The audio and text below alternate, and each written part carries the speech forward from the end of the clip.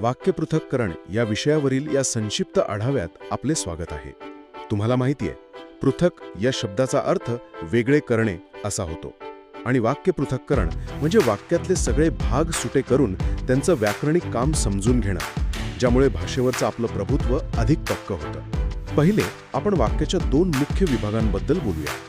ते म्हणजे उद्देश विभाग आणि विधेय विभाग. उद्देश विभागात मुख्य उद्देश म्हणजे आपला कर्ता आणि उद्देश विस्तार म्हणजे कर्तेविषयी माहिती देणारे शब्द येतात. आता रामूचा शर्ट फाटला हे उदाहरण घ्या. विचार करा, यात नक्की फाटणारं काय आहे? तर तो शर्ट. त्यामुळे शर्ट हा या वाक्याचा मुख्य उद्देश म्हणजेच कर्ता आहे, हे अगदी सहज आपल्या लक्षात येतं. दुसरे म्हणजे आपण वाक्याच्या उरलेल्या भागाकडे वळूया. तो म्हणजे विधेय विभाग किंवा क्रियापदाचा भाग.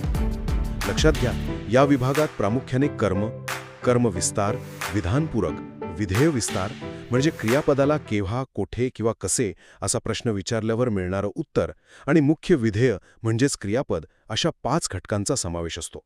तिसरे आणि शेवटी एक फार महत्त्वाची संकल्पना पाहूया, ती म्हणजे विधानपूरक. अगदी सोप्या भाषेत सांगायचं तर कर्त्याविषयी अधिक माहिती सांगणारा शब्द जर कर्त्याच्या नंतर आला तर त्याला आपण विधानपूरक म्हणतो. राम राजा झाला या उदाहरणाचा विचार करा.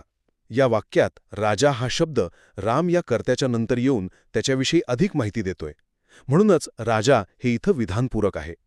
थोडक्यात सांगायचे तर उद्देश आणि विधेय विभागातील हे विविध घटक अचूक ओळखता आले की कोणत्याही वाक्याची व्याकरणिक रचना अगदी सहज उलगडते.